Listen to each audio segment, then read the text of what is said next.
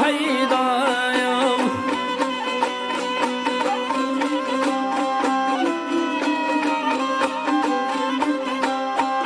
Kavar alsam edir oğlim,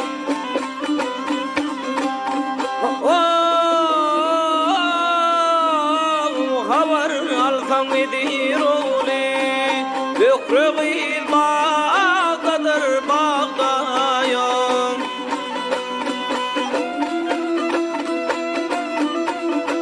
Ey peri sıfat kuyursun aliyim, bökreği bağdadır bağdayım.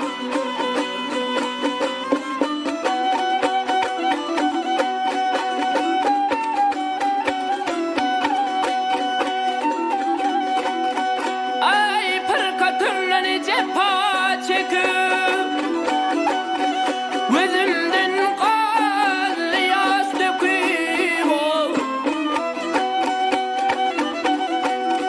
görebilmeni her yan bakıp nefretan kaydadır kaydayım.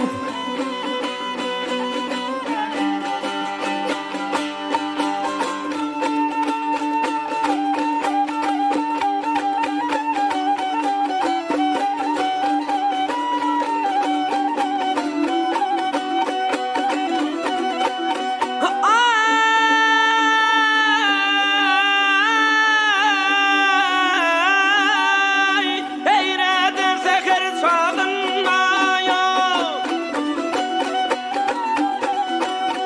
kızıl güller yar kucağınmaya.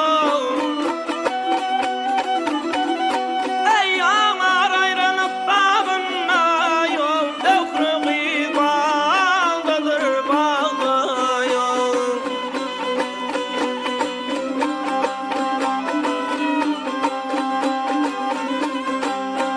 Dokuz aylık yoldan geldim, hazır bile hemrah oldum.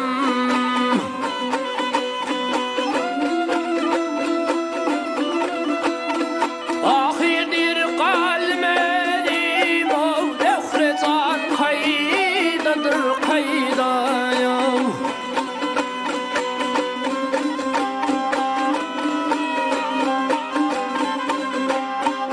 Oğlu sözler kemişey, rastım bir